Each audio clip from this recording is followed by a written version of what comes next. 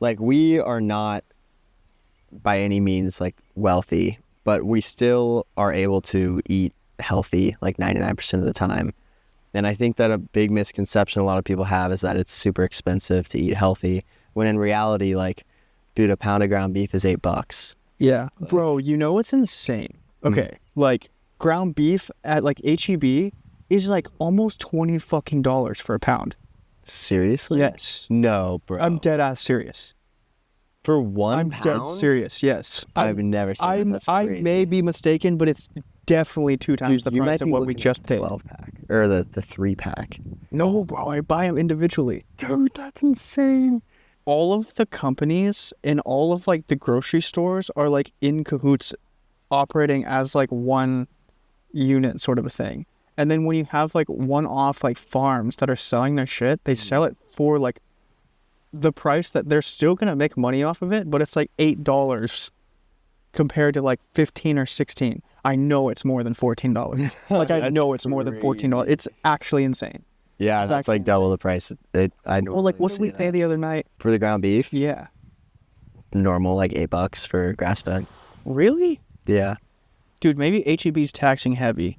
maybe. But like even at that, like a pound of ground beef, and like you could go to Whataburger or you could go to like McDonald's or something, and like, yeah, there's hacks that you could like get a lot of food for like $8, but like just that in itself, like I think people think that like eating healthy is like super expensive, but it's because they're going to like the convenience of like the grocery store or like the gas station, and you're paying for the convenience of the healthy food at those stores, even if it is healthy, when in reality, like if you did go to like the farmer's market or somewhere like and just get like the raw materials, Yeah. it actually is like arguably cheaper if you like, I haven't ever done the math on it and like been like, okay, if I have like this many things of ground beef, then like I stretch it out across a week, and then if I did like Like 8 out. Yeah. whatever. Well, those on average are gonna cost like what, a meal from Whataburger or McDonald's? It's like what, like $14 probably? Yeah. 12, $14 At least. So I mean, like, if you're throwing down a pound of ground beef, that's $8. Maybe throw like an avocado on there for $1, and then like salt. I mean, you're looking at like $10 for a meal. That's gonna satiate you for like 8, 10, 12 hours. Yeah. Whereas like Whataburger, McDonald's, you're gonna be hungry again pretty soon. But arguably like right after. Yeah. Like I just want more fries. I just want another burger. And that's how they engineer it. Yeah. Yeah.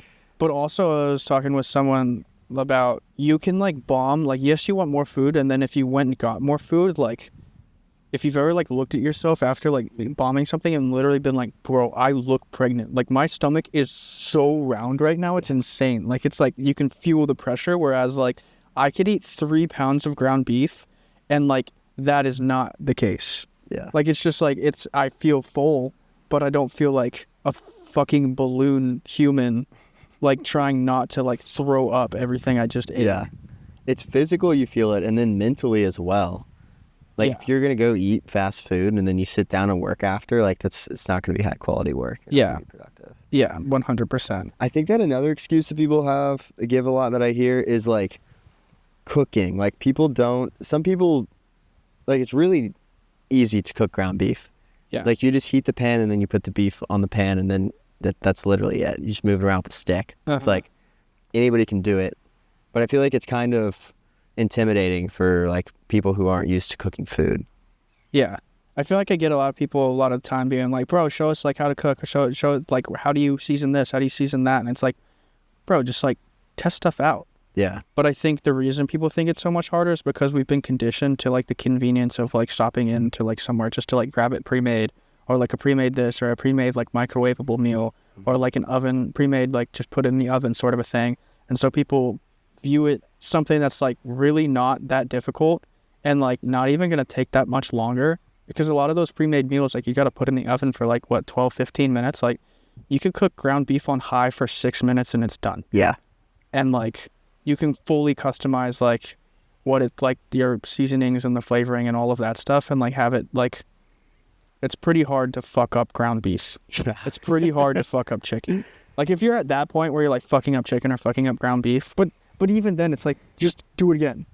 Just like keep doing it until you're like, bro, okay, I got my process. Just like literally anything. Do you remember your first time cooking protein, dude? I tried cooking chicken thighs and I destroyed it, bro. It was Bro, so bad. I smoked up the whole fucking house and set off the fucking fire alarms while Brock and Ryan were sleeping in bed, and they were like, what the fuck are you doing? And I'm like, I don't know how to not make it smoke like that. And like our oven fan was like not it, and the fire alarms like instantly went off, bro. Like I couldn't even see like the end of the wall, and it was not a big living room. Like I couldn't see the door in our house, so I was like, Jesus Christ. So maybe we're not giving people enough credit then when they're intimidated, because we fucked it up our first time. Yeah. But like the point, the fact of the matter is like you're gonna like that's part of the learning process of anything. Like you have to fuck up. Like anyone who gets good at it, like Tom Brady, bro, was ass the first time he threw.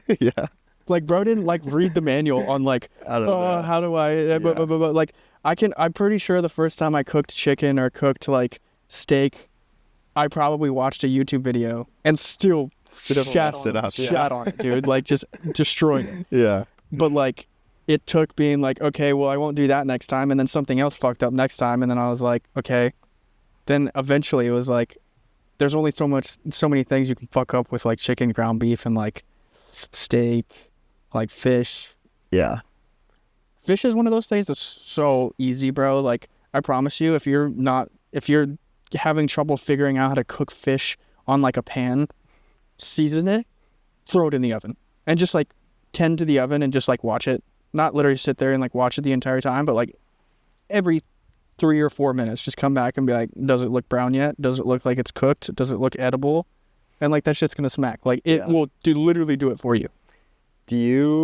What kind of fish would you throw down? I honestly never really cook fish. Do you like chop the head off and the tail, or do you take the skin off? Like how's that work? Bro, I'm not buying whole fucking live fish like that. Work, bro? No, I never do fish. I only do beef. I was on a run for a little bit where I was doing Target has like $9.99 for like 4 cuts like this, and they're like pre everything. I'm pretty sure it was like Atlantic salmon, which like that's a whole nother rabbit hole to get down on, like farmed salmon versus and toxicity versus whatever. But like, look, if you want to lose weight, like I was so skinny. Like if you combine that with fasted cardio every day and you're just eating salmon and like broccoli or whatever, like bro, I was so cut. So like, cut cheat code, bro. It's actually a cheat code, but like. I fuck with salmon. I don't eat much fish anymore at all, just because of like some of the stuff I've seen here and there about it mainly. And I'm like, I'd rather not spend like $12 on something that's like not going to satiate me even like an eighth of the way that like a pound of ground beef would, for like less price. Thai beef is the GOAT, bro. So I'm saying, like, people are like, oh, the carnivore diet will kill you. Oh, it's like so bad for you. Like, oh, this, that, and the other. And it's like, bro, the amount of people who have like completely like, dude, have you seen the stuff where people are like literally hopping off their like insulin and like their diabetes is like literally like, being cured through a carnivore diet? Through carnivore diet? Yes, it's insane. That's because it's just insane. Restoring your like metabolism. Yeah, it's like irrefutable now. Like people were like, dude, I feel like a year ago were like still on the wave of like shitting on the carnivore diet and this, that, and the other. I'm like, I'm not like hardcore. Like I've learned to like veggies and stuff like that, so I'm not like I'm straight carnivore or anything like that. I haven't ever done that before, but like, bro, the research and like the trial and error of this stuff is like, because it got popular enough, is like irrefutable. Like people's symptoms are going away, which I think is mainly it's less of like what they're actually eating now, as opposed to like the sheer amount of like cutting out the number of ingredients and the number of everything else that they're eating. I think that like that plays a lot bigger role than like the ground beef itself. And like I know people who are like, the argument for like the all carnivore diet or against it is like, well, you're not getting like all the nutrients, micronutrients that you actually need, and like you can't.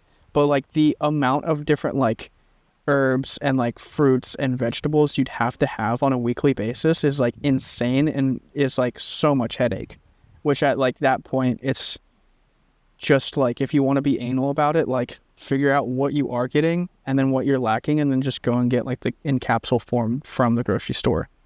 Because that's another one too, is like, this is kind of going all over the place, but like, I don't know if you're someone to take like magnesium, vitamins and supplements and stuff like that, besides like creatine and whatnot, but like those have like actually play like such a big role. And at least if you're someone who's like active, like just like the recovery of like your muscles in your body, and also so good for like your mind and brain when you're like actually getting the stuff that like your body needs to operate at like high octane or like just a proper level, is crazy. I think it's important to find the sourcing. It's important to get well sourced supplements, because like, I mean, if you're just walking into like GNC and like looking at like the vitamin made supplements, I think you're better off trying to get those nutrients from food. But like, if you can source a really high quality, like for example, I have a magnesium malate that I take, that if I take a couple of those before I sit down and work, like I'm locked in. Yeah. And it's super high quality source. And like, I like the website that I get it from. Shout out Modern Roots Life. As I was showing you the other day. Bro, I'm actually probably going to get some stuff off of there. Like is that just like a guy who like started that? It's a guy named Josh who just like is a man of God, and he just wants to provide people with the most high quality source supplements on earth for like the cheapest possible price. And he's got like, I don't know, I'll show you after this. It's gas. Yeah, I'm definitely gonna shout out that guy. I think I still have that tab open on Safari. I'm definitely gonna go down a little rabbit hole on that. So the other thing that's OP about cooking food is, every single ingredient that's going into it. You're controlling it. Like, you go eat out at literally any restaurant ever, like there could be 100 ingredients in that sandwich and you'd have no idea. Yeah. I have people talk about that all the time, of like how to eat out when they don't know what the ingredient list is, and it's kind of like tough for me to kind of say to them, because like I was a hard ass about it, and I feel like I want to provide people with some sort of like a solution other than like just limit it. Yeah. But like, it truly is like, if you have to get to a point where, like, for me, I was just sick of feeling like ass. Yeah. And like coming to the conclusion that like the common denominator was the ingredients and was the foods I was eating, after like switching for like a week, literally like a week, to just like, all right, I'm gonna eat like just straight salmon, regardless of like whatever the toxicity and wherever it was coming from, but like just cutting the sheer number of ingredients themselves. Like bro, you could just have like egg, you could have like like not necessarily a healthy food, but like you'd probably experience a benefit just because like the ingredients are controlled. And like, yeah, it's kind of tough like when kind of like guiding people through like a healthier diet, because that's like one of the number one questions. It's like, well, how do I kind of navigate eating at restaurants and places where I don't know the ingredients? And it's like, I can tell you how I do it. And it's like, I avoid it as much as possible. And two, if I do find myself out and like at a restaurant, I'm that guy who's like, yeah, I'll get 2 a la carte chicken breasts with like green beans and like whatever else. Or like 3 like what's it? At some breakfast places, I'll just get like 3 or 4 poached eggs in a bowl. And I'll just sprinkle salt on it. Yeah. Dude, it's super interesting that I was just thinking about when you started kind of like figuring out and experimenting with health on your own time. I feel like it's like a funnel. Like, everybody starts up here eating like shit all the time, eating the convenience that we're kind of fed, and like you're not really thinking much of it. And then you kind of start figuring things out. You go on Amazon, you buy like the first protein powder that you see, you buy like the first supplements that you kind of see. And then like as you go deeper and do it for longer, you're like, okay, wait, I'm actually gonna buy not this like random like pea protein powder. I want this like grass-fed whey isolate protein powder. And you like refine the things that you thought were healthy at first. And like as you go along, you kind of like what were like the first, were you probably drinking like core power shakes and that's what everybody does. So I remember I bought this like super high stim pre-workout, like this bucked up stuff, just because that's what I saw the other guys in the gym had. It's got like Blue One in it. It's like, why do I want to be eating that? Yeah.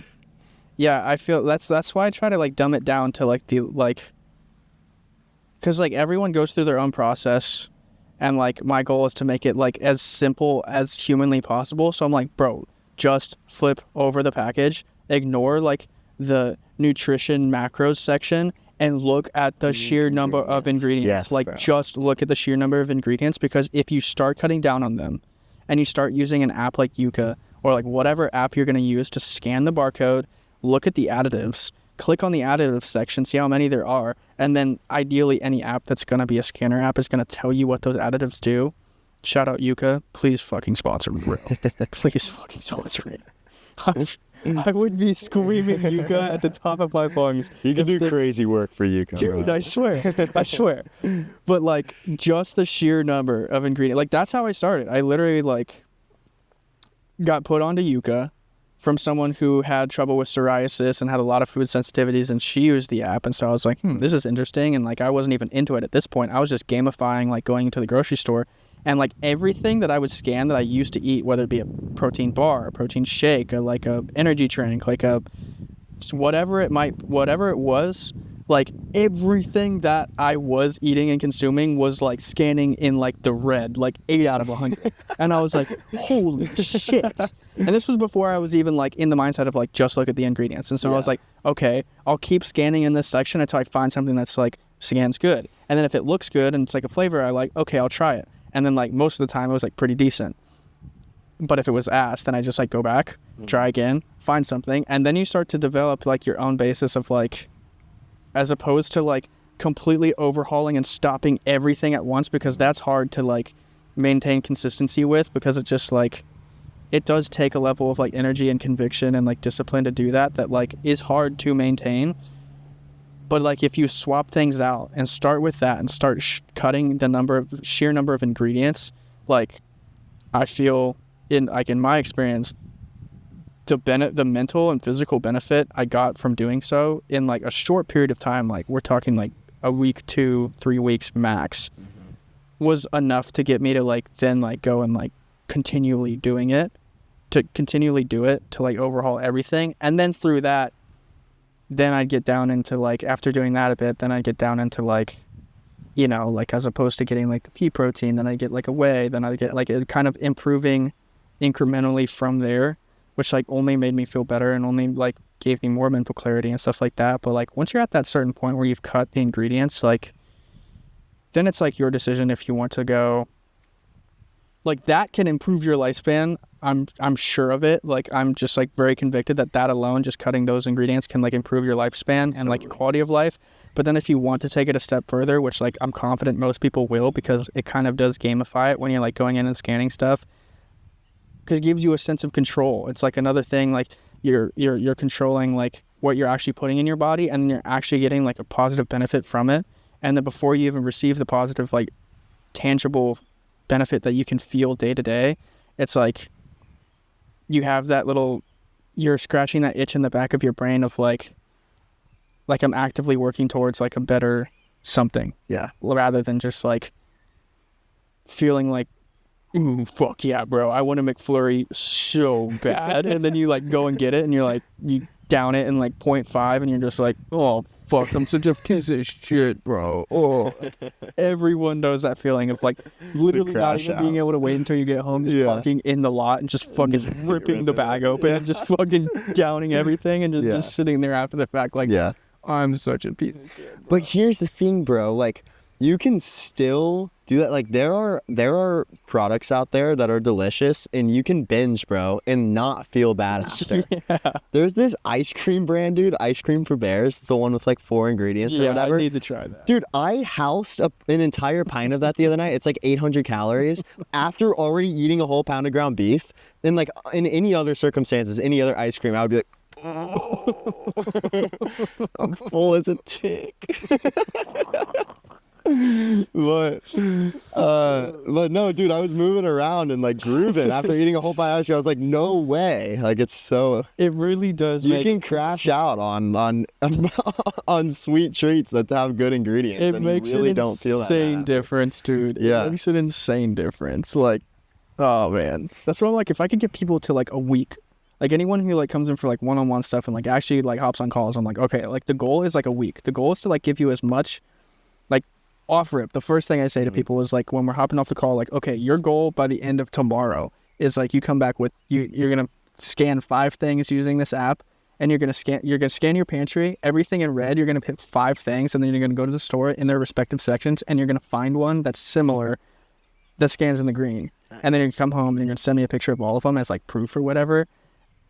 And like getting people to that 1 week mark, I'm like, bro, anyone is gonna feel better, because like I also posed it in the way of like, if tomorrow we woke up and synthetic everything, any artificial anything was just like deleted and just like void from existence, like, and we didn't even like, there was no option, no one is feeling worse off come like a week's time. Like I'd be confident that like anyone on the planet is going to like actually, even if slightly, feel better. Like energy levels, like sleep, like everything, mental clarity is going to feel better. And that's kind of like just like the point of the ingredients is like, bro, I saw this video today. There was this lady who went to like a restaurant, like every like where they get all their like cooking oils and where they get all their like this, that, and the other. Oh, like Restaurant Depot. Yeah. My God. She just started ripping through, bro. She ripped through like 50 items and was just flipping it over and just flipping it over and flipping it over, looking at the ingredient list. And when I tell you there was not a single thing that the ingredient list like wasn't like 30 fucking things. Yeah. And that's what scares people when they go and eat out. And that's why I'm like, there's not really a solution. It kind of sucks, but like, if you can just limit it as much as possible and make it so where like at home, like it's an identity thing, like you just don't indulge in this type of stuff, then it makes it a lot easier when you do go out and there is social pressure and you're around people to be that person who's just like confident about your decision, and you're like not like, oh yeah, I'll get chicken breast. It's like, yeah, no, I'll get chicken breast. And then like people are like, oh, what are you on a cut, pussy? And it's like, no, I'm just not trying to feel like dog shit. And then like lo and behold, 20 minutes later, everyone's like, what? Like, bro, I ripped through that so fast and I feel great. Where's round 2? I need more chicken breast. Dude, the restaurants are in a tough spot though, because the margins on restaurants aren't great, and you know they're using the cheapest ingredients so that they can even provide people food in the first place, you know? Yeah. Like, it's not like they're intentionally, like, out to get everybody. Yeah. Yeah. But it's just kind of like, it's a tough situation. It is a tough situation. It is a tough situation until the whole, like, in reality, like, the better ingredients, like, would not, like the whole thing with ground beef, they would not cost as much. But like specifically in the video that I watched, the lady went to the front desk and was like, why don't like where's y'all's organic section? And he's like, we don't have like a demand for an organic section because they're like marginally cheaper. Mm-hmm. So then like over time they're like more expensive. Like it's just like a lot less expensive for them. But it's like, bro, there are places out here that like do survive off of like. I think why it's not as much is because not nearly as many people are paying attention in the restaurants that do it right, like the Sweet Greens of the world and like True Food Kitchen is a good one. Like when you do it right, like you have an extremely loyal customer base, but it's just like there's not enough restaurants willing to like fully commit to like a good ingredient list no matter what you get on our menu. And so like I feel like when companies half-ass it, it's like it's pointless. Like you just have this other half that like never gets touched because all this shit tastes way better and people are always going to come for it. Yeah. Or it's like way more satiating or way more satisfying in the moment. So people are always going to get that. It's like you either have to go like all or none on like the whole like clean ingredients sort of a thing if you're a restaurant, or else people are just always going to give in to like the shit that tastes better. Like the fry my shit in the meanest, greasiest, shittiest oil you can, son. I don't give a fuck. It's about a bus. This shit's busking, bro. Yeah. Another thing I was thinking about is as you use, like, I think the scanner app is like a good place to start, but you mentioned that you had a girl that was your scanner app. You become the app. Yeah. After using it a couple times, you start noticing patterns. You start recognizing ingredients. Yeah. You start knowing, what's on the no list. Yeah. And I mean, I actually was asked, there was like a game night that I was at like a few months ago, and I picked up a card and it was like I had to tell everyone what like unconventional thing that I would win a gold medal in, right? And I thought about it for a second. I was like, reading ingredient labels. I can flip something over, dude, and like I think less than a second, like I know like to either put it down or like take it. Oh, like, yeah, 100%. Like easy. It's like the bad ingredients start to like scream at you when you look at the back of these lists. Like there can be 80 things on the ingredient label I can scan through in a second. Like, immediately. Yeah. And I think a lot of people think that it's like, oh, I have to have a knowledge of like each ingredient and like what everything does, like all this stuff to like make good decisions. And it's like, no, like if you like most ingredients, like I like don't know like exactly what it is or what it's going to do. I'm just like damn sure that I've seen that before on the list of additives. And just like, don't get me wrong, at some point I went through and probably read the thing that said like, okay, this is what it is. They use it's an emulsifier, it's this or it's that. And like, here's the research on like the health negatives over time. But like after a while, like I don't remember them.